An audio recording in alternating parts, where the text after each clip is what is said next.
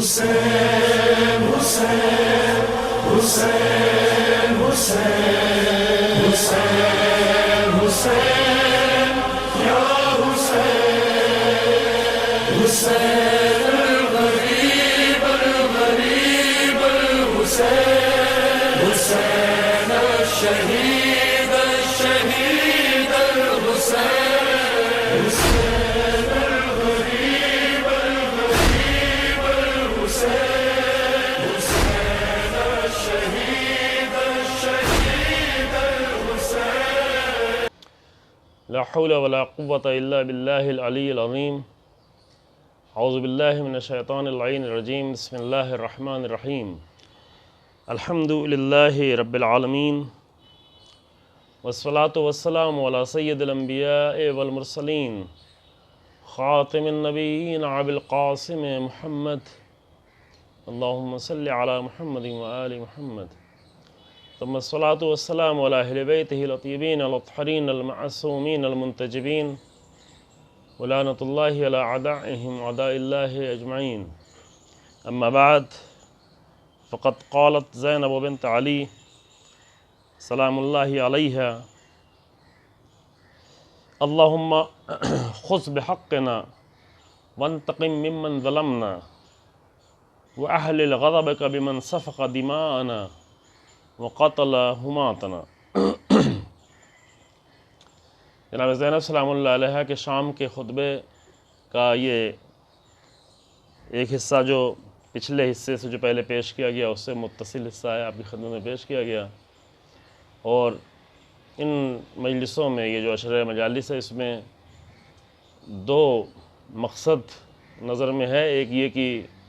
جناب زینب سلام اللہ علیہ کے کلام سے بھی آشنائی ہو بیوی کے، اور خاص کر یہ شام کا خطبہ جو عنوان کے طور پہ آپ کے سامنے پیش کیا جا رہا ہے یعنی ابتدائی مجلس میں، اور اس کے ساتھ ساتھ بیوی کے وہ کلام وہ خطبہ کی جو ایک عظیم ذمہ داری کے طور پر جناب زینب سلام اللہ علیہ نے کوفے کے بازار، کوفے کے دربار اور شام میں، اور جو کلام ہے بیوی کا جو یزید سے ابن زیاد سے فرمایا ہے، اور ان سب کے ذیل میں ان سب کے ساتھ اصل موضوع کی طرف کی جو اس سال کا خاص کر اس سال کا بہت ہی اہم موضوع ہے. یوں تو امت مسلمہ کو اس ضرورت ہے، ہمیشہ ضرورت ہے، اور بشریت کو ہمیشہ ضرورت ہے کہ انسان ہمیشہ اپنی قوم، اپنے دین، اپنی میراث کی عزت کی فکر کرے اور اس کو عزت سے ساتھ باقی رکھنے اور اس کو محفوظ رکھنے کی فکر میں ہو، اور اسی کے ساتھ ساتھ اپنے آپ کو اور اپنی قوم کو ذلتوں سے محفوظ رکھے. ذلتوں سے بچنے کا طریقہ بتائے کہ انشاءاللہ بیوی کے کلام کی روشنی میں اور ساتھ میں اور بھی پورے واقعہ کربلا کی روشنی میں واقعات کی تفصیل میں جائے بغیر کچھ فہرستوار ایسے مطالب آپ کی خدمت میں عرض کی جائیں گے. کیا طریقہ ہے، کس طرح عزت حاصل کی جا سکتی ہے اور کس طرح ذلتوں سے بچا جا سکتا ہے. اور در حقیقت بنیادی گفتگو بھی یہی ہے کہ جناب زینب کی نگاہ میں اور اہل بیت کی نگاہ میں اور اصحاب حسین ابن علی سلام اللہ علیہ خود امام حسین علیہ السلام کی نگاہ میں عزت و ذلت کا وہ حقیقی معیار کیا ہے کہ جس کے ذریعے سے انسان واقعی عزت حاصل کرے، جھوٹی عزتوں میں اپنے آپ کو رکھ کر دھوکے میں نہ رہے کہ وہ عزت جو بعد میں خود اس کی ذلت کا سبب، جس کو وہ عزت سمجھ رہا ہو وہی چیز اس کے لیے ذلت کا باعث بن جائے. جیسے کہ عرب کے لیے قرآن سورہ تکاثر میں کہتا ہے کہ یہ اگر کثرت کو عزت سمجھتے ہیں، الہاکم التکاثر، وہ ہر چیز میں کثرت، زیادہ ہونا، مال، دولت،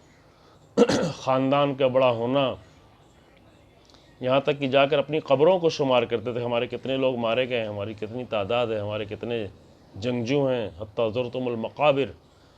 تو یہ کثرت جو ہے انسان کو ہلاکت میں پہنچا دیتی ہے، ذلیل و رسوا کر دیتی ہے. کثرت طلبی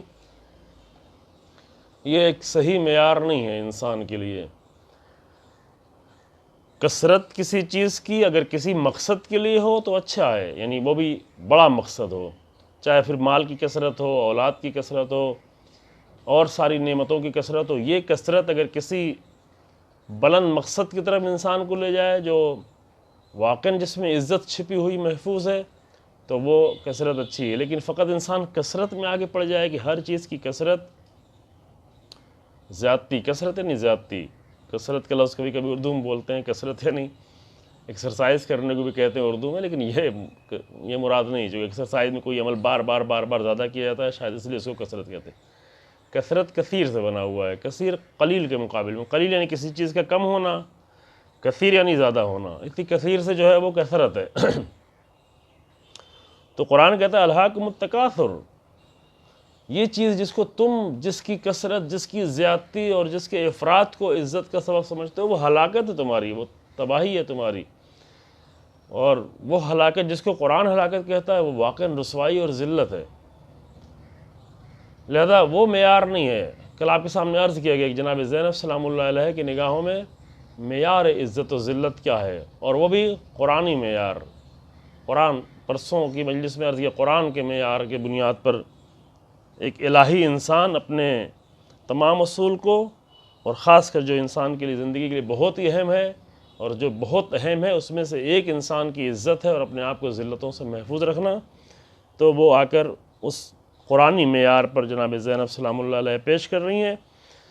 وہ مکالمہ بھی آپ کے سامنے پیش کہ کس طرح قرآن کی آیت سے استفادہ کیا جناب زینب نے۔ اور آج انشاءاللہ اگر اللہ نے توفیق دی تو جناب زینب سلام اللہ علیہ کے اس خطبے کا تھوڑا استفادہ کریں گے کہ جہاں پر جناب زینب سلام اللہ علیہ نے ایک اور پہلو پیش کیا۔ ابھی تک جو پیش کیا گیا وہ یزید جو جس جھوٹے فخر و غرور اور عزت میں مبتلا ہے، ابن زیاد، اور وہ نظام، وہ حکومت، وہ تخت و تاج، اس کو دیکھتے ہوئے جناب زینب سلام اللہ علیہ نے کیا بیان کیا اور کس طرح ان کو رسوا کیا۔ لیکن ایک گروہ اور بھی ہے، ایک گروہ جو یزید نہیں ہے، یزید جیسا نہیں ہے، اور ممکن ہے یزید کے عمل سے راضی بھی نہ ہو، لیکن یزید کے عمل پر خاموش بیٹھا ہوا ہے، یزید کو پسند نہیں کرتا، یزیدیوں کو پسند نہیں کرتا، لیکن یزیدی حرکت پر، یزیدی اقدام پر، یزیدی ظلم پر اور یزیدوں کے ظلم پر ساکت اور خاموش بیٹھا ہوا ہے۔ ایسا گروہ اپنے آپ کو جو ہے محفوظ سمجھتا ہے، ایک اپنے آپ کو ایسے گروہ میں، ایک ایسا کنزرویٹو، اور جو بھی اس کے لیے کلمہ استعمال کریں کہ لوگ بھی اس کو عزت کی نگاہ سے دیکھتے ہیں کہ یہ تو کسی سے لینا دینا نہیں رکھتا، یہ تو کسی مسئلے میں پڑتا نہیں، یہ تو پھر اپنی صرف زندگی گزار رہا ہے، اور اپنی زندگی ممکن اچھی زندگی گزار رہا ہو، لوگوں کی نگاہ میں عزت کی زندگی گزار رہا ہو، چونکہ اس کے پاس اپنی ہی صرف اپنی فکر ہے، صرف اپنے ہی لوگوں کی فکر ہے، تو اس کے لیے محنت کرتا ہے، کوشش کرتا ہے، کماتا ہے، بہت کچھ کرتا ہے، اور ایک سماجی ایک اس کی حیثیت ہو جاتی ہے، لہذا لوگوں کی نگاہ میں ممکن عزت دار بھی ہو۔ لیکن جناب زینب سلام اللہ علیہ نے آ کر ایسے لوگوں کو بتایا کہ یہ عزت نہیں ہے، وہاں پر ایسے لوگوں کے سامنے آ کر ان کی حقیقت کو پہچانوانا، ان کی حقیقت کو بتانا کہ تم واقعاً کیا ہو۔ یہ جملہ کبھی کبھی تکرار کیا جاتا رہا ہے کہ اگر جناب زینب سلام اللہ علیہ کا بازار شام کا، خاص کر بازار کوفہ کا خطبہ نہ ہوتا تو شاید ایسا چہرہ ہمیشہ کے لیے عزت دار بنا بیٹھا رہتا، ہمیشہ لوگ اس کو عزت ہی کی نگاہ سے دیکھتے کہ بھئی ان کو تو کسی سے کچھ لینا دینا نہیں ہے، یہ اپنے کام سے کام کرتے ہیں۔ لیکن جناب زینب نے جس لہجے میں کلام کیا ہے ایسے لوگوں سے، اور حتیٰ ہم یہ کہہ سکتے ہیں کہ ایسے خاموش لوگوں سے، ایسے لوگوں سے بہت زیادہ خطرہ ہے، اس لہجے میں حتیٰ جناب زینب ابن زیاد اور یزید سے کلام نہیں کر رہی۔ آپ لہجے کو سن کے بھی اندازہ کر لیں گے، میں جلدی خطبے کے جملے پڑھوں گا انشاءاللہ۔ وہ کلام جو ابن زیاد سے کیا وہ کل آپ کے سامنے پیش کیا، وہ خطبہ جو یزید کے دربار میں جناب زینب نے دیا اس کے بھی جملے آپ کی خدمت میں پیش کیے جا رہے ہیں۔ آپ وہاں کا لہجہ، وہاں کا انداز، وہاں کے کلمات دیکھیں، اور پھر یہ خطبہ جو کوفے کے بازار میں جناب زینب نے دیا اس کا انداز دیکھیں، اس کا لہجہ دیکھیں، اس کے کلمات دیکھیں، اس میں کس شدت کے ساتھ جناب زینب سلام اللہ علیہ ان کی مذمت کر رہی ہیں۔ وہ کلمات دیکھنے کے ہیں۔ لہذا ایک گروہ کو جناب زینب سلام اللہ علیہ نے پہچنوایا۔ اور یہ بات اس لیے عرض کر رہا ہوں عزیزوں کہ انسان کبھی بھی ہمیشہ تاریخ میں جو ذلتیں آئی ہیں، جو مشکلات آئی ہیں، جو قومی طور پر انسان کو ذلت کا سامنا کرنا پڑا، جس سے اسلام کو نقصان پہنچا ہے، وہ صرف یزید جیسے کرداروں سے اور ابن زیاد جیسے کرداروں سے نہیں پہنچا، بلکہ اس کی ایک بہت بڑی وجہ جو ہے ایسا خاموش طبقہ رہا ہے کہ جو یہ سب کچھ دیکھتا رہا لیکن سکوت اختیار کرتا رہا۔ کہ ہم نے اپنے انہی سالوں میں، انہی دنوں میں دیکھا ہے کہ عالمی پیمانے پر بھی اور ملکی پیمانے پر جو بہت سارے مظالم ہوئے، اس میں بہت سارا سکوت اختیار کیا گیا، لیکن جو ایک مثبت پہلو وہ سامنے آیا کہ ایسے وقت میں حتی خواتین نے بہت ہی عظیم الشان کردار ادا کیا ہے۔ جب ظلم کی باتیں کی گئیں، جب ظالمانہ کردار ادا کیا گیا، تو وہاں پر خواتین نے بہت ہی عظیم الشان کردار ادا کیا ہے، عزت کا ثبوت دیا ہے، اور اس میں شامل ہوئے ہیں بہت سارے لوگ۔ ہم دنیا میں بھی یہ دیکھتے آئے ہیں، عالمی اسلام میں بھی ہم نے دیکھا اور یہاں بھی دیکھا، اور اسی کی ضرورت ہے عزیزو۔ جہاں پر سکوت اختیار کریں، کوفے کا ماجرا بدلا ہوا تھا۔ کوفے میں مرد لوگ پہلے نکلے تھے، عورتیں آ کر انہیں پکڑ کے لے گئیں، بہانے کر کے لے گئیں۔ جناب مسلم کے ساتھ مرد لوگ آئے، لیکن عورتیں آئیں، انہیں بہانے کر کے لے گئیں، تم اکیلے کیا کرو گے، اور لوگ بھی تو ہیں، بہت سارے لوگ ہیں، تمہاری ذمہ داری ہے، تمہارے چھوٹے چھوٹے بچے ہیں، پھر ہمارا کیا ہوگا، وہ جتنے بھی سارے یہ طریقے ہوتے ہیں۔ اور پھر ڈرایا، پھر دھمکایا، پھر کہا اگر نہیں ہمارے ساتھ چلو گے تو ہم اپنا سر کھول دیں گے اور فلاں کریں گے۔ اس طرح عورتیں آ کر مردوں کو لے گئیں۔ لیکن کبھی کبھی ایسا ہوتا ہے کہ جہاں مرد کمزور پڑنے لگتے ہیں، وہاں عورتیں آ کر عزت کا کردار ادا کرتی ہیں، اور یہ کربلا میں ہمیں بار بار نظر آیا۔ کربلا میں جو کردار ہے، وہاں پہ عورتوں نے عظیم الشان کردار ادا کیا۔ مثلاً جب زہیرقین آ کر سوچ رہے ہیں کہ کیا کریں اس وقت اس تنہائی میں، حسین ابن علی مجھے بلا رہے ہیں، رسول اللہ کے نواسے بلا رہے ہیں، لیکن جانا بھی نہیں چاہتے، ہاتھ میں لقمہ ہے، بیٹھے ہوئے ہیں، تو وہاں پر جناب زہیر کی بیوی کی آواز ہے، یہ کیسی باتیں کر رہے ہو، یہ کیا سوچ رہے ہو، رسول اللہ کی بیٹی کا بیٹا، رسول اللہ کا نواسا تمہیں بلائے اور تم سوچ رہے ہو۔ یہ سوچنے کا مقام ہے، یہ ٹھہرنے کا مقام ہے۔ جو بہت دنوں سے بچتے چلے آ رہے تھے، ایک خاتون کے کہنے پر اور ایک خاتون کی قربانی پر زہیرقین آئے، اور اس طریقے سے عظیم الشان کردار ہے۔ تاریخ کربلا میں زہیرقین کا بہت ہی عظیم الشان کردار ہے۔ تاریخ کربلا میں کچھ نام بہت ہی برجستہ ہیں۔ اصحاب حسین ابن علی سلام اللہ علیہ میں ایک حبیب نے مظاہر کا نام بہت ہی برجستہ ہے، اور حبیب نے مظاہر کے ساتھ ساتھ زہیرقین کا نام بہت ہی برجستہ ہے۔ میدان جنگ میں بھی، ذمہ داریوں میں بھی زہیرقین کو لشکر کا سپہ سالار بنایا جاتا ہے، میمنے کا، داہنی طرف کے لشکر کا، بائیں طرف کے لشکر کا حبیب نے مظاہر کو بنایا جاتا ہے۔ پورے لشکر کے سپہ سالار ابوالفضل عباس ہیں، وہ زہیر جو چند دن پہلے بھی شامل ہوئے ہیں۔ لیکن زہیر کو اس مقام تک لانے میں بہرحال ایک پیچھے خاتون کا کردار ہے، جو یہ کہہ رہی کہ یہ وقت سکوت کا نہیں ہے، یہ وقت خاموشی کا نہیں ہے، یہ وقت اپنی جان کو بچانے کا نہیں ہے، نکلیں۔ اور جا کر امام حسین علیہ السلام سے جب مل کے آئیں تو آگے کہتے ہیں کہ میں نے تم کو طلاق دیا۔ یہ خاتون کہتے ہیں یہ کیا بات ہوئی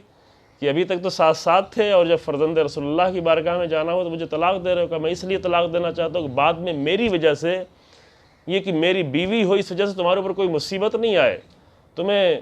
عمر سعد کا لشکر، یہ ابن زیاد ہے، یہ ملعون ہے، یہ تمہیں اس طرح تو نہیں چھوڑے گا، لیکن طلاق دیں گے تو پھر میری بیوی نہیں رہ جاؤ گے تو تمہارے اوپر مصیبتیں نہیں۔ کہا نہیں، جس طرح آپ حسین ابن علی سلام اللہ علیہ کے ساتھ جا رہے ہیں تو ہم بھی آپ کے ساتھ چلیں گے، اس قربانی میں ہم بھی اپنے آپ کو شریک کریں گے۔ تو قربانی صرف سر کٹا دینا نہیں ہے، قربانی صرف اپنے خون کو دے دینا یہ نہیں ہے، کبھی کبھی قربانیاں اس سے بڑی بھی ہوتی ہیں۔ وہ قربانی جو جناب زینب سلام اللہ علیہ نے اور تمام بیویوں کے ساتھ دی، اور آ کر احساس دلایا۔ تو یہ جو میں آپ کے سامنے پڑھنے جا رہا ہوں، اور اب یہ جملہ پھر اس پہ بعد میں گفتگو ہوگی کہ کتنی شدید ضرورت ہے اس دور کی ضرورت۔ لوگ ہیں مشکلات میں، ابھی لوگ جو ہے کھانے کے لحاظ سے مشکلات میں ہیں، ضرورتوں کے لحاظ سے مشکلات میں ہیں۔ یہ حالات جو بھی بنے ہوئے ہیں کرونا وائرس کے ذریعے سے، جو لاک ڈاؤن کے ذریعے سے غیر مدبرانہ جو اقدامات کیے گئے ہیں، بغیر سوچے سمجھے، جو پوری دنیا کے لیے واضح ہو گیا بغیر کسی پلاننگ کے، بغیر کچھ سوچے سمجھے، بغیر کسی فکر کے آ کر اتنی بڑی آبادی کو، اتنی بڑی تعداد کو ایسے مشکلات میں ڈال دیا گیا۔ بہت ہی تعجب ہے، یعنی جب ناسمجھ لوگ آ کر ان کے ناسمجھ لوگوں کے ہاتھوں میں ملک کا اقتدار آ جاتا ہے تو پوری قوم جو ہے وہ ذلیل و رسوا ہو کر رہ جاتی ہے۔ جو ابھی ہیں لوگ اپنے گھروں میں ذلیل و رسوا ہیں، اپنے بچوں کے سامنے مرد جن کی ذمہ داری تھی کہ آ کر ان کو عزت سے کھانا پینا سہولتیں فراہم کرتے، وہ آ کر اپنے بچوں کے سامنے احساس رسوائی کر رہے ہیں۔ لیکن اس کی ذمہ دار حکومتیں ہوا کرتی ہیں کہ حکومتوں نے ایسے غلط اور نامناسب اقدامات کیے جس کی بنیاد یہ سب ہوتا ہے۔ تو یہ بھی ضرورت ہے، ابھی کھانا پینا لباس اور بھی بہت ساری ضرورتیں ہیں، لیکن ان سب سے بھی کہیں زیادہ انسان کو جس چیز کی ضرورت ہے وہ یہ کہ انسان عزت کی زندگی گزارے اور ذلت کے ساتھ اپنی زندگی جینے کو قبول نہ کرے۔ یہ اس سے کہیں زیادہ ہے۔ بھوکا رہنا، بھوک سے مر جانا یہ چیز قابل قبول ہے، لیکن ذلت کے ساتھ زندگی گزارنا یہ قابل قبول نہیں۔ یہ ایک پیغام ہے حسین ابن علی سلام اللہ علیہ کا اور امام حسین صلی اللہ علیہ وسلم کے بعد پھر ساری بیویوں کا، کہ انہوں نے کبھی بیویاں بھوکی رہیں، پیاسی رہیں، کن کن مشکلات کا سامنا کرنا پڑا، لیکن جا کر کبھی کچھ مانگا نہیں، کسی سے کچھ طلب نہیں کیا۔ اگر کبھی طلب کیا تو یہ کہ سر چھپانے کے لیے چادر مل جائے، بس۔ یہ نہیں کہا کہ ہم بھوکے ہیں مجھے کھانا دے دو۔ یہ عجیب عزت کے مقام پر ہیں۔ پانی اگر مانگا ہے تو پانی مانگنا دنیا کے کسی بھی کلچر میں عیب نہیں سمجھا جاتا۔ پانی اللہ نے فراوان فری میں، اب یہ کہ ہمارے زمانے کے حالات ایسے ہیں کہ جہاں پر پانی کے لیے مسائل ہیں، لیکن عام طور سے پہلے زمانے کی دنیا میں پانی جو بھی ہوتا تھا جس طرح سے بھی ہوتا تھا، لیکن بہرحال پانی ایک فری چیز ہوتی ہے۔ پانی کو اللہ نے، زمین کو پانی سے بھرا ہوا ہے، بارش مسلسل نازل ہوتی ہے تاکہ انسان پانی جو ہے اس کے لیے موجود رہے۔ تو پانی کسی کے دروازے پہ جا کے مانگنا اس کو رسوائی نہیں سمجھا جاتا۔ اب چونکہ یہ ملعون ساتھ میں چل رہے ہیں، لہذا پیاس سے جب بچے بلکنے لگتے تھے تو پانی، لیکن کبھی کسی بچے تک نے بھی کھانا نہیں مانگا۔ جو کھانا مانگنا ذلت سمجھا جاتا ہے، کھانا مانگنا بھوک کے عالم میں بھی رسوائی سمجھا جاتا ہے۔ اور یہ وہ عزت دار گھرانے ہیں جو اپنی عزت کو داؤ پر نہیں لگا سکتے، اپنی عزت کو خطرے میں نہیں ڈال سکتے۔ لہذا یہ صرف جو ہے کسی ایک قوم کی بات نہیں ہے، کسی ایک مذہب کی بات نہیں ہے، کسی ایک گروہ کی بات نہیں ہے، بلکہ یہ سارے انسانوں کی بات ہے کہ جن انسانوں کو اپنی نسلوں کی عزت کی فکر ہے، وہ آ کر سوچیں کہ لوگوں کو ذلتوں سے بچانے کے لیے کیا کرنے کی ضرورت ہے۔ اس کا ایک نمونہ یہاں پر پیش کیا جاتا ہے کہ ذلت کی ایک وجہ جو بنتی ہے وہ ہے خاموشی، وہ ہے سکوت۔ وہ ظلم کے مقابلے میں ساکت ہونا، یہ ایک ذلت کا سبب۔ کوئی بھی ہو، وہ کسی بھی مذہب سے تعلق رکھنے والا ہو، وہ کسی بھی دھرم اور ریلیجن سے تعلق رکھنے والا ہو، اگر انسان ظلم کے مقابلے میں خاموش اختیار کرے گا، اگر ظالموں کے مقابلے میں سکوت اختیار کرے گا، تو اس کا لازمی نتیجہ ہے ذلت۔ اور یہ عظیم ذمہ داری جناب زینب سلام اللہ علیہ نے جا کر بازار میں انجام دی، احساس دلایا کہ تم نے کتنا رسوائی کا کام کیا ہے۔ تم نے صرف سکوت اختیار کر کے، اے کوفے کے لوگوں، تم نے صرف خاموشی اختیار کر کے، کہ تمہاری ذمہ داری تھی، تم اسلامی دنیا کی فوجی چھاونی تھے، تمہارے یہاں جنگجو لوگ ہیں، لشکر موجود ہے، تو جب ابن زیاد کا لشکر آمادہ کیا جا رہا تھا تو تم نے سکوت کیوں اختیار کیا؟ خاموش کیوں رہے؟ یہ مجبور ہو کر کیوں ابن زیاد کے لشکر میں گئے؟ یا اگر وہاں تک آ بھی گئے عمر سعد کے لشکر میں تو وہاں پہ آ کر کیوں خاموش بیٹھے رہے؟ یہ سارا ہر طرح کا سکوت وہ خود ایک بہت بڑی ذلت اور رسوائی کا سبب بنتا ہے۔ اور جناب زینب سلام اللہ علیہ کی نظر میں اگر واقعاً کوئی انسان جاننا چاہتا ہے کہ کیا نظر ہے جناب زینب کی، اور وہی نظر جو حسین ابن علی سلام اللہ علیہ کی، جو حسین ابن علی جانتے ہیں کہ بیویوں کو لے جایا جائے گا تو اسیری ہے، بازاروں میں جانا ہے، لیکن پھر بھی لایا گیا تاکہ یہ قیامت تک کے لیے یہ بتا سکیں کہ امتیں اس سکوت کا شکار نہ ہو جو بڑی رسوائی کا باعث بنتا ہے۔ لہذا یہ بازار کی حالت ہے، بازار کی حالت بہت ہی سخت تھی۔ ایک اشارہ پہلے کیا گیا کہ بازار میں اہل حرم کو جو لایا گیا تو وہ بہت ہی سخت منزل تھی، اور وہاں پر بی بی رو سکتی تھیں، چونکہ سامنے نوک نیزے پہ سر لا کر بلند کیے گئے ہیں،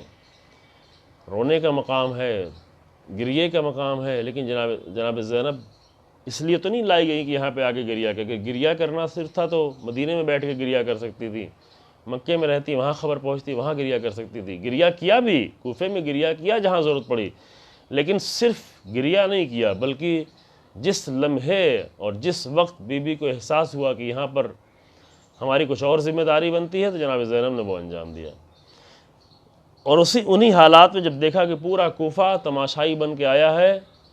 اور مجمع اکٹھا ہے، بازار میں سب لوگ اکٹھا ہیں اور آ کر دیکھ رہے ہیں اہل حرم کا کاروان گزارا جا رہا ہے، تو ایک جگہ پر جب کاروان رکا تو جناب زینب سلام اللہ علیہ کے راوی بیان کرتا ہے کہ اس طرح سے بی بی نے فرمایا اومات زینب الی الناس ان اسکتو، جناب زینب سلام اللہ علیہ نے اشارہ کیا صرف کہ ساکت ہو جاؤ۔ اب یہ چونکہ بہرحال اتنے بڑے مجمع میں آواز تو بہت دور تک نہیں جاتی، لیکن اشارہ دور تک جا رہا ہے، اور یہ جناب زینب کے کیا ایک تکوینی تاثیر تھی، اللہ نے یہ اثر دیا ہوا ہے، جتنا انسان الہی انسان ہوتا ہے اس کی زبان میں، اس کے اشارے میں، اس کے کلام میں، اس کے بیان میں اثر ہوتا ہے، اور جناب زینب کا یہ اثر تھا کہ اب یہ تاریخی جملے ہیں اور یہ قصے کہانی کی باتیں نہیں ہیں، کہ جب جناب زینب نے اشارہ کیا سکوت کا، سب کے ساکت ہو جانے کا بھرے مجمع میں،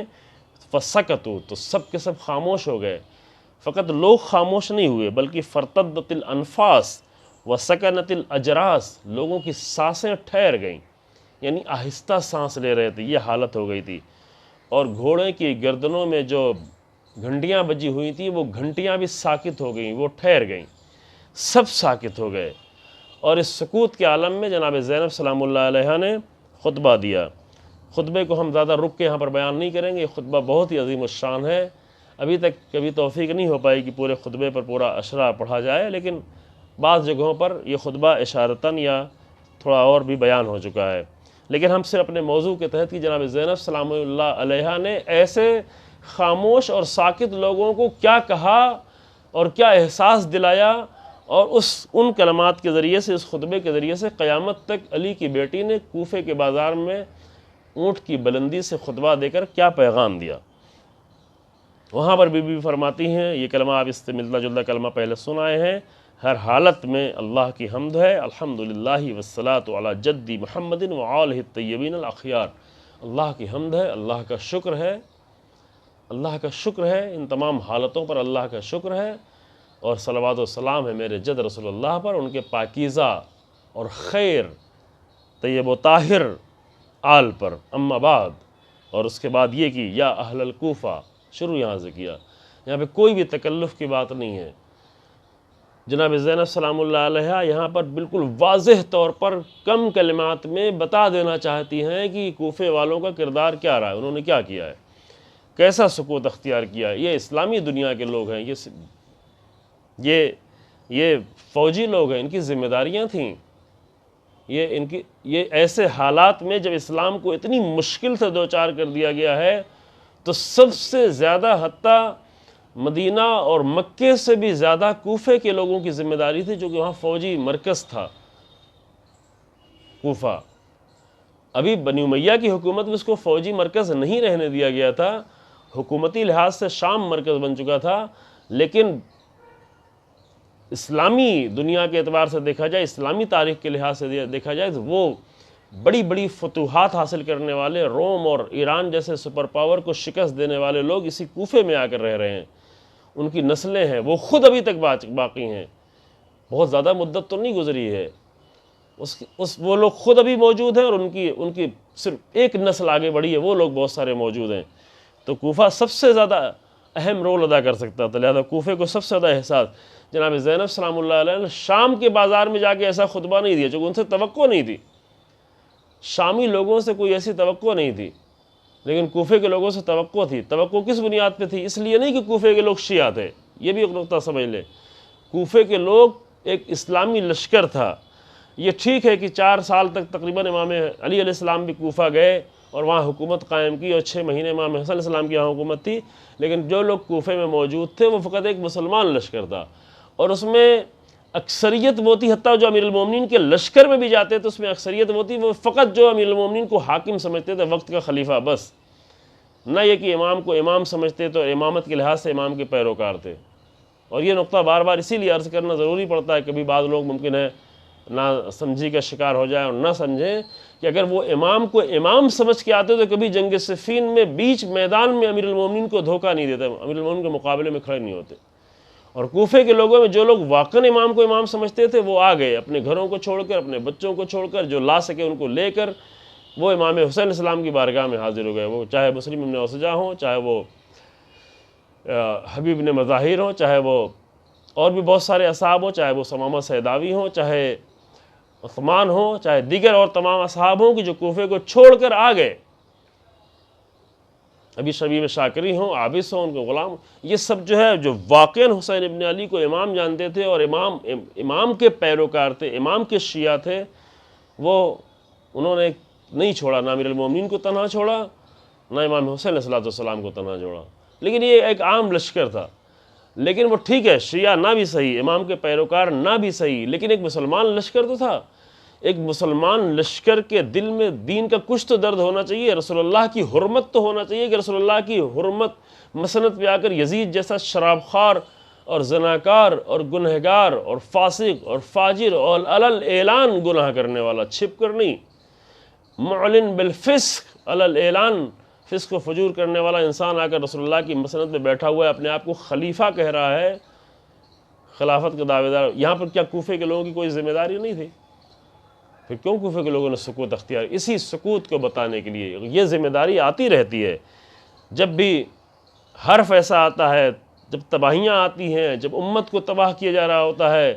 تو وہاں پر لوگوں کی ذمہ داری آتی ہے۔ صرف یہ نہیں کہہ سکتے کہ ہاں ہم نے بہت بڑا رول ادا کیا ہے، ہمارا شہر رہا ہے، ہمارا شہر ہم جو ہے مرکز رہے ہیں، ہم نے یہ پھیلایا، ہم نے وہ کیا، ہمارے حکومتیں رہی ہیں، یہ کافی نہیں ہے۔ یہ ہے کہ اس وقت تمہارا رول کیا ہے، اس وقت تم رول کیا ادا کر رہے ہو۔ جب مشکل وقت آیا ہے قوم پر، جب امت پر، جب اسلام پر، جب مسلمانوں پر، جب حق پر، جب بے گناہ لوگوں پر، جب مظلوموں پر، چاہے وہ کسی بھی قوم کسی بھی مذہب کے ہو، جب ان پر حرف آیا تو تم نے رول ادا کیا؟ کیا خاموش ہو کر ساکت ہو کے بیٹھ گئے؟ اگر ساکت ہو کے بیٹھ گئے تو آج جناب زینب کا یہی جملہ ان کو مخاطب ہے۔ جناب زینب کیا فرماتی ہیں؟ ڈائریکٹ بغیر کسی اور تمہید کے جناب زینب ڈائریکٹ فرماتی ہیں، یا اہل الکوفہ یا اہل الخطل والغدر والخزل، اے اہل کوفہ، اے فریب کارو، اے مکارو، اے دھوکے بازو۔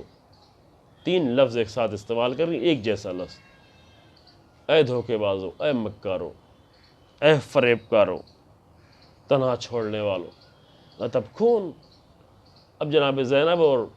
اہل حرم کی یہ حالت دیکھ کے وہ رو رہے تھے، یہ رسول اللہ کی نواسیاں ہیں، یہ رسول اللہ کے تو احترام سب کے پاس تھا، یہ رسول اللہ کے گھر کے لوگ ان کو اس طرح اسیر لایا گیا ہے۔ تو جناب زینب فرمایا اتبکون، کیا تم رو رہے ہو؟ فلا رقت الدم ولا حدت الرنہ، تو یہ آنسو کبھی رکنے نہ پائیں اور یہ تمہاری فریادیں کبھی نہ رکنے پائیں، یہ اسی طرح جاری رہیں، تم اسی کے اہل ہو۔ جو انسان ذلت کے لیے تیار ہو جاتا ہے تو پھر اس کا نتیجہ یہی ہوتا ہے۔ اور اس کے بعد بیوی نے ان کو بتایا کہ تم ہو کیسے، تمہاری مثال، جلدی جلدی آگے بڑھتے ہیں عزیزو، انما مثلکم کمثل التی نقضت غزلها من بعد قوت انکاثا، یہ قرآن کی آیت ہے جس سے استفادہ کیا بیوی نے، کہ تمہاری مثال اس بوڑھی عورت کی ہے کہ جس نے خود سوت کاٹ کے فوراً بغیر کسی استفادے کے سوت کاٹا اور سوت کاٹ کے اس کو بکھیر دیا، پوری قوت سے، پوری محنت سے آ کر سوت کو کاٹا، سوت بنایا، دھاگا بنایا، پھر اس کو اگر بکھیر دیا۔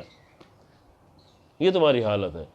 کہ تم نے اتنی جنگیں لڑی، تم نے ایران کو فتح کیا، تم نے روم کو فتح کیا، تم نے افریقہ کو فتح کیا، تم نے اور بہت ساری زمینوں کو فتح کیا، تم نے اسلام کا پرچم کہاں تک پہنچایا، یہ سارے تم نے سود کاٹا، یہ سب کچھ تم نے بنایا، یہ ساری زحمتیں کی، یہ ساری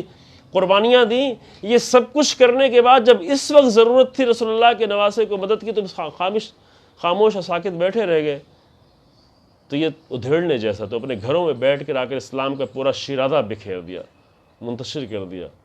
جو کچھ تم نے خود محنت کر کے بنایا تھا وہ سب کچھ تم نے خود ادھیڑ دیا۔ اور یہ بہت ہی عبرت کا مقام ہے عزیزو، کہ ایک وقت لوگ بہت کچھ سختیاں اٹھا کر، زحمتیں اٹھا کر بہت کچھ کر کے جاتے ہیں، بعد کے لوگ آ کر اسے سب ادھیڑ دیتے ہیں۔ فخر، ہم یہاں ابھی لکھنؤ میں بیٹھے ہوئے گفتگو کر رہے ہیں، یہ اس سال کی مجبوری ہے کہ مثلا میں مدراس اور چنئی کے پروگرام کی مجلس یہاں بیٹھ کے پڑھنی پڑ رہی ہے، لیکن یہی لکھنؤ کے لوگ فخر کریں مثلا کہ اتنا سب کچھ کیا اسلام کے لیے، شیعت کے لیے، عزاداری کے لیے، لیکن وہ سب کچھ کر کے بالکل ادھیڑ دیں، نہ حسینیت رہ جائے، نہ حسینی پیغام رہ جائے، نہ حسینی راہ و روش رہ جائے، نہ حسین ابن علی کا انداز رہ جائے۔ جب یہ نہیں رہ جائے تو یعنی سب کچھ کر کے ادھیڑ دیا۔ اور وہاں بھی جناب زینب یہی کہہ رہے تمہاری مثال اس بوڑھی عورت کی جس نے ساری محنت کی، سارے سود کاتے، پھر اس کو ادھیڑ دیا، بکھیر دیا۔ تتخذون ایمانکم دخلا بینکم، تم آ کر جو عہد کرتے ہو، جھوٹی قسمیں کھاتے ہو، فریب کاری قسمیں کھاتے ہو، تم اپنے عہد کو جو ہے کرتے ہو اور وہ تمہارے لیے خود ہی اس پہ دھوکہ دیتے ہو۔ دونوں پہلو ہو سکتے ہیں، قسم کا بھی اور عہد کا بھی۔ الا وحل فیکم الا السلف والنتف والصدر والشنف وملک الامام وغمد الاعداء، آگاہ ہو جاؤ کہ تمہارے درمیان، یہ حقیقت بتائے، تمہارے درمیان میں نہیں ہے مگر یہ کہ جو لوگ بھی ہیں، کون لوگ ہیں؟ وہ پست لوگ ہیں، وہ خالی جھوٹے فخر کرنے والے لوگ ہیں، خود پسند لوگ ہیں،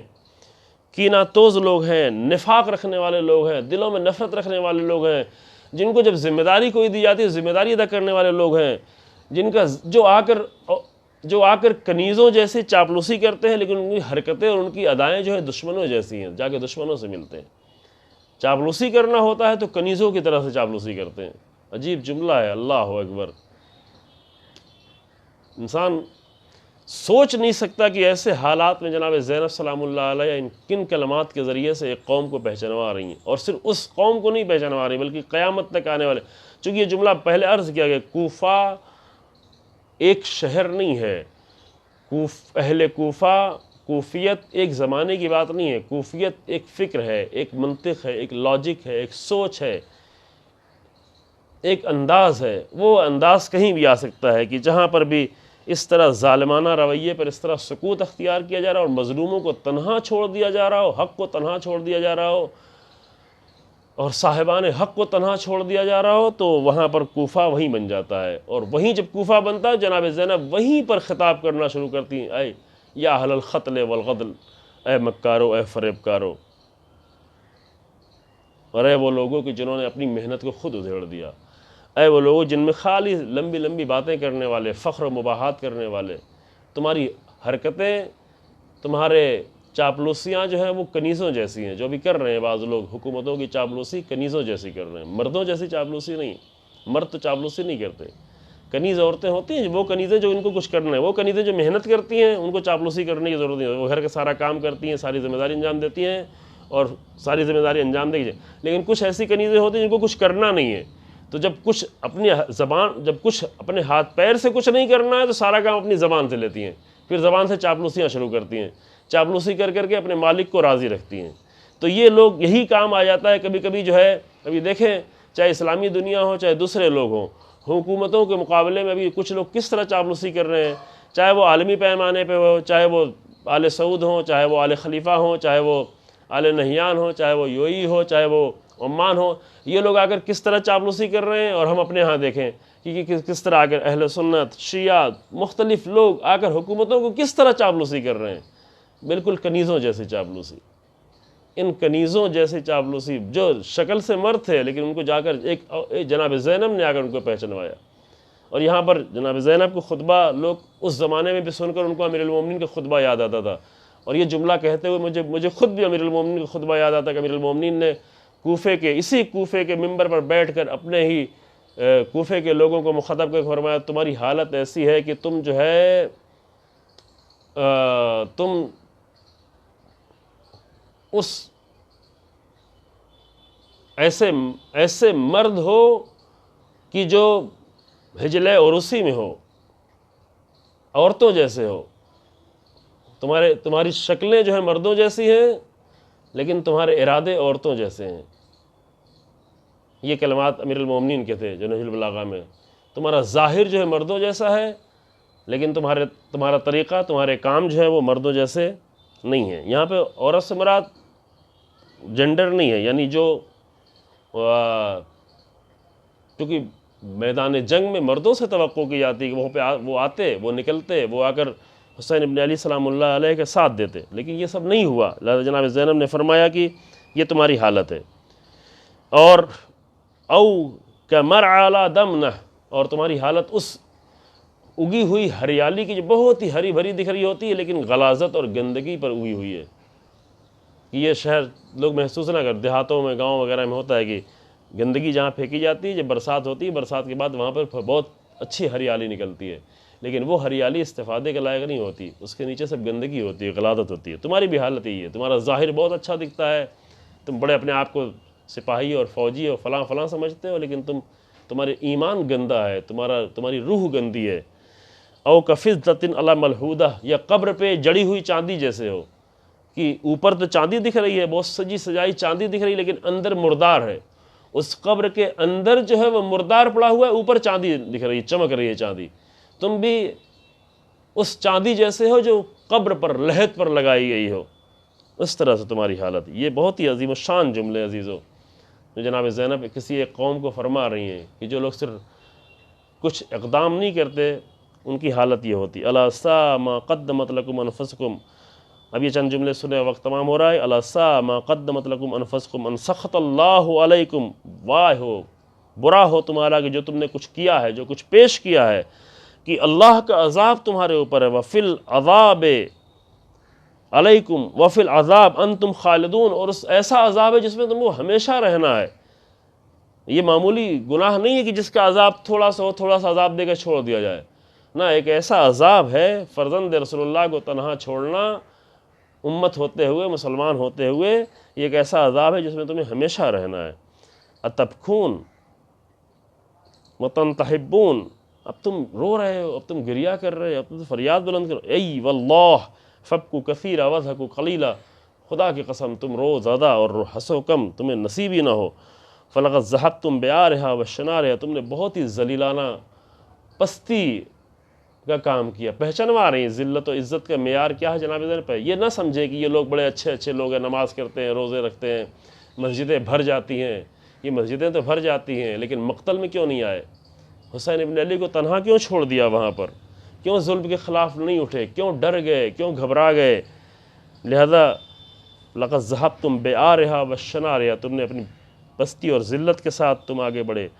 ایسی پستی و ذلت کی لن ترحدوہا بغسل بعدہا ابدا، ایسی ذلت، ایسا ننگ، ایسا آر کی جس کو کوئی بھی پانی سے دھلا نہیں جا سکتا، کچھ بھی تم کرو۔ اور ابھی دیکھیں باقی ہے، کوفہ، اہل کوفہ کا کردار 1400 سال پہلے تھا، لیکن وہ ذلت آج تک باقی ہے۔ وہ جناب زینب فرماتی ہے اس کو کسی بھی پانی سے نہیں دھلا جا سکتا۔ وَأَنَّا تَرْحَضُونَ قتل سلیل خاتم النبوہ، بھلا بتاؤ کہ کیسے رسول اللہ کے نواسے کے قتل کے خون کو کس چیز سے دھلا جا سکتا ہے؟ کون سی چیز اسے دھل سکتی ہے؟ وہ جو معدن الرسالہ تھا، جو سید شباب اہل الجنہ تھا، جو رسالت کا معدن خزانہ تھا، جو شباب جنت کا سردار، جوانوں جنت کا سردار ہے، جو تمہارے میں سے بہترین لوگوں کی پناہ گاہ ہے، جو تمہاری مصیبتوں میں آ کر تمہارا سہارا دینے والا ہے، ملاذ خیرکم ومفدع ناضلتکم ومنار حجتکم، تمہاری حجتوں کا منار ہے جو، ومدرت سنتکم، جو تمہاری مشکلات میں آ کر تمہاری مدد کرنے والا ہے۔ الا ساء ما تزرون، بہت برا کیا تم نے، بہت برا کیا۔ وبعدا لکم وسحقا، تمہارے لیے برا ہو، تمہارے لیے عذاب ہو۔ جناب زینب اس طرح بد دعائیں دے رہی ہیں، سکوت پر بد دعائیں دے رہی ہیں، ان کے سکوت پر بد دعائیں دے رہی ہیں۔ یہ اہم مسئلہ ہے عزیزو، کہ کس طرح ایک قوم ذلیل ہو جاتی ہے صرف خاموش ہونے کی بنیاد پر۔ فَلَقَدْ خَابَ السَّعْيُ وَتَبَّتَ الْأَيْدِي، کوششیں بیکار ہو گئیں، کوششیں رسوا ہو گئیں جو پہلے کی گئی تھی، ہاتھ ٹوٹ جائیں، وہ ٹوٹ گئے۔ وَخَسَرَتِ الصَّفْقَةُ، ساری پونجی خسارے میں چلی گئی، سب ختم ہو گیا۔ وَبُوتُم بِغَضَبٍ مِّنَ اللَّهِ، اور تم نے اللہ کے غضب کو خرید لیا۔ وَضُرِبَتْ عَلَيْهِمُ الذِّلَّةُ وَالْمَسْكَنَةُ، اور ذلت تمہارے اوپر لکھ دی گئی ہے۔ جناب زینب قرآن کی آیت کا سہارا لے رہی ہے، یہ ساری کلمات آیت کے کلمات ہیں جو آپ کے سامنے میں نے کئی کلمات پیش کیے، اس حالت میں لفظ لفظ بول رہی ہیں اور سب قرآن کی آیتوں سے استفادہ کرتی ہو۔ ضربت علیہم الذلۃ والمسکنہ، جس طرح بنی اسرائیل پر ذلت و مسکنت لکھی گئی تو اس طرح تمہارے اوپر اس انبیاء کو قتل کیا جاتا رہا، بنی اسرائیل خاموش بیٹھے رہے۔ انہی میں سے لوگ آ کر انبیاء کو قتل کرتے رہے، قتل کر کے جا کے ناشتہ کرتے تھے نبیوں کو، اور بنی اسرائیل سکوت اختیار کرتے رہے۔ آج رسول اللہ کے نواسے کو قتل کیا گیا، تم نے سکوت اختیار کیا، لہذا وہی عذاب جو بنی اسرائیل کے لیے تھا وہی عذاب تمہارے لیے، ضربت علیہم الذلۃ والمسکنہ، ذلت بھی ہے اور مسکنت بھی ہے۔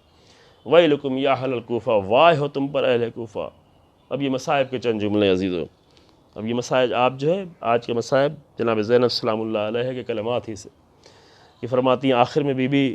ان کو احساس دلانے کے بعد، اس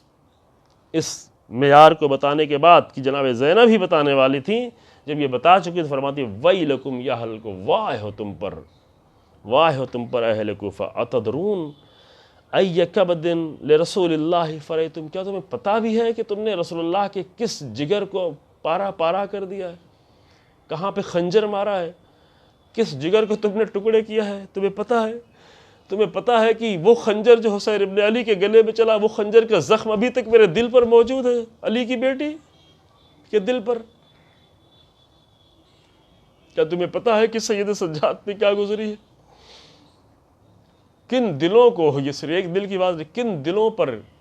کس جگر پر تم نے خنجر مارا ہے، کس کو تم نے ٹکڑے ٹکڑے کیا ہے، پارا پارا کیا ہے۔ وَأَيَّ دَمٍ لَهُ سَفَقْتُمْ،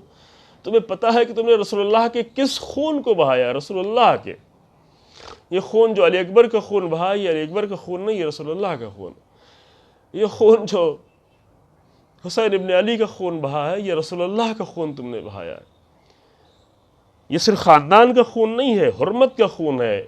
پیغام کا خون ہے، حتیٰ حبیب بن مظاہر کا جو خون بہا ہے وہ بھی رسول اللہ کا خون ہے، مسلم بن موسجہ کا جو خون بہا ہے وہ بھی رسول اللہ کا خون ہے۔ تم نے کس خون کو بہایا ہے؟ وَأَيَّ حُرْمَةٍ لَهُ انتحقتم، اور رسول اللہ کی کس حرمت کو تم نے حتق حرمت کی ہے؟ آج تم کس کے سامنے آ کر کھڑے ہو، تماشا دیکھ رہے ہو؟ آج کن بیویوں کو تم آنکھیں کھول کھول کر دیکھ رہے ہو؟ تمہیں پتہ ہے کہ ہم رسول اللہ کی نواسیاں ہیں؟ کن حرمتوں کو تم نے پامال کیا ہے؟ وَأَيَّ كَرِيمَةٍ لَهُ أَبْرَزْتُمْ، کن کریم اور محترم چہروں کو تم نے کھولا ہے؟ یہ کیسے چہرے ہیں جو کھلے ہوئے تمہارے سامنے اور تم آئے ہو دیکھنے کے لیے، اور جناب زینب کو یہاں پر خطبہ دینا پڑ رہا ہے۔ لَقَدْ جِئْتُمْ بِهَا صَلْحَا أَنَقَا فَقْمَا خَرَقَا شَوْحَا كَطَلَاعِ الْأَرْضِ وَمَلَئِ السَّمَاءِ، تم نے بہت ہی برا کیا، تم بہت ہی فجیب، بہت ہی احمقانہ، بہت ہی برا، بہت ہی ذلیلانہ تم نے کردار اپنایا ہے، بہت ہی بڑا تم نے جرم کیا ہے، زمین و آسمان سے بھی زیادہ بڑا تم نے ظلم کیا ہے۔ افعجبتم ان مطرت السماء دما، کیا تمہیں تعجب ہو رہا ہے کہ آسمان خون کے آنسو روئے ہیں؟ کچھ غم ایسے ہوتے ہیں کہ جہاں آسمان گریا، قرآن کہتا ہے، کچھ لوگوں کے لیے قرآن کہتے ہیں فما بکت علیہم السماء والارض، کچھ لوگ ایسے جن کے اوپر نہ آسمان رویا نہ زمین روئی، ان کا غم ایسا نہیں ہے۔ لیکن کچھ لوگ آسمان کے رونے کا مطلب یہ نہیں کہ اس کے اوپر سے آنسو گرنا شروع ہو جائے، یعنی غم اتنا بڑا ہے کہ اس کا اثر زمین و آسمان تک بھی پڑا ہے۔ افعجبتم ان مطرت السماء دما،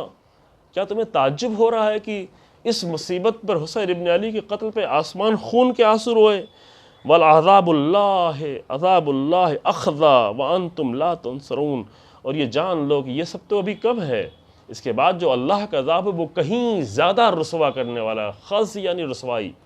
اخذا سپرلیٹو، بہت زیادہ رسوا کرنے والا ہے اللہ کا عذاب۔ یہ رسوائیاں جو یہاں پر ہیں، جو جناب زینب کی زبان سے، وہ تو ہیں تمہاری خاموشی اور سکوت پر، اور اس کے بعد کی رسوائی جو اللہ کے عذاب کی شکل میں، وہ کہیں زیادہ بڑی ہو، جہاں پر تمہاری کوئی بھی مدد کرنے والا نہیں ہوگا۔ فَلَا يَسْتَخِفَنَّكُمُ الْمَحْلُ فَإِنَّهُ لَا يَحْفَظُهُ الْبَدَارُ وَلَا يَخَافُ فَوْتَ الثَّارِ، اگر تمہیں مہلت مل گئی ہے تو تم خوش نہ ہو، تم فخر میں مبتلا نہ ہو کہ ہمارا تو کچھ نہیں ہوا، ہم نے تو کچھ کیا بھی نہیں، ہمارا کچھ ہوا نہیں۔ اللہ کو جلدی نہیں ہے، اللہ کو کوئی بہت جلدی نہیں ہے کہ تمہیں آ کر سزا دے، اللہ کا انتقام دیر میں ہوتا ہے۔ اللہ کی طرف سے رسوائیاں ہر طرح کے، چاہے وہ ظالم ظلم کرنے والے یزید جیسے لوگ ہوں، چاہے خاموش لوگ ہوں، ان سب کے لیے جو رسوائیاں ہیں اللہ کی طرف سے ہیں۔ ولا یخاف فوت الثار، اللہ انتقام کے ختم ہونے کے لیے خوف زدہ نہیں ہے کہ انتقام ختم ہو جائے گا، نا، اللہ کو جلدی نہیں ہے۔ بس ختم کیا عزیزو، یقول الراوی، راوی کہتا ہے کہ فرائت الناس حیارى یبکون وقد وضعوا ایدیہم علی افواہہم، لوگوں کو دیکھا حیرت سے رو رہے ہیں، چیختے جا رہے جناب زینب کی فریادوں کو سن کر، اور لوگ اپنے منہ پر اپنا ہاتھ رکھے جا رہے تھے، کیسے حیرت سے کہ یہ کون بول رہا ہے، اس عالم میں کیسے یہ کلام کر رہی ہے بی بی۔ ورائت الشیخ الی جنبی، اور میں نے دیکھا، راوی کہتا ہے میں نے دیکھا کہ میرے بغل میں ایک بوڑھا انسان تھا، یبکی، وہ بھی گریا کر رہا تھا، وقد بل لحیتہ عینہ، عینیہ، اور اس کی آنکھوں سے آنسو بہ بہ کے اس کی داڑھی سے گر رہا تھا، وہو یقول، اور وہ یہ کہہ رہا تھا، بے ابی انتم و امی، تم پر میری جان قربان ہو، تم پر میرے ماں باپ قربان ہو، شبابکم خیر الشباب، اے اہل بیت تمہارے شباب، تمہارے جوان بہترین جوان ہیں، وکہولکم خیر الکہول، اور تمہارے بوڑھے بہترین بوڑھے ہیں، ونساؤکم خیر النساء، اور تمہاری عورتیں بہترین عورتیں ہیں دنیا کی، ونسلکم خیر نسل، اور تمہارے نسل جو ہے بہترین نسل ہے کہ جو کبھی رسوا ہونے والی نہیں، یہ نہیں کبھی رسوا ہونے والی، باقی سب کے لیے رسوائی ہے۔ اللہ اکبر۔ اس عالم میں جناب زینب سلام اللہ علیہ نے خطبہ دے کر بی بی خود اس عالم میں کھڑی ہیں کہ ہاتھ رسیوں سے بندھے ہوئے ہیں، بعض روایتوں کے اعتبار سے پسے گردن ہاتھ باندھ دیے گئے تھے، اسی عالم میں قافلہ آگے بڑھا ہے، اسی عالم میں سید سجاد کھڑے ہوئے جن کے ہاتھ میں ہتھکڑیاں ہیں، پیروں میں بیڑیاں ہیں، کبھی جناب زینب سید سجاد کو مڑ کر دیکھتی ہے، کبھی سید سجاد جناب زینب کو مڑ کے دیکھتے ہیں، لیکن ایسے سخت حالات میں بھی جناب زینب نے اپنے خطبے کے ذریعے سے قیامت تک کے لیے اپنی ذمہ داری اور اپنا وظیفہ ادا کر دیا۔ اے میرے اللہ، تیری بارگاہ میں دعا ہے کہ ہمیں ان رسوا لوگوں میں قرار نہیں دے کہ جو ظلم کے مقابلے میں سکوت اختیار کر کے رسوائی کا سامان فراہم کرتے ہیں۔ ربنا تقبل منا انک انت السمیع العلیم بحق محمد وعطرتہ الطاہرین۔ آپ حضرات سے گزارش ہے کہ سورہ فاتحہ کی تلاوت فرما کر مرحومین، جن بانیان مجلس کے مرحومین کی روح کو احسال فرما دیں۔ بسم اللہ۔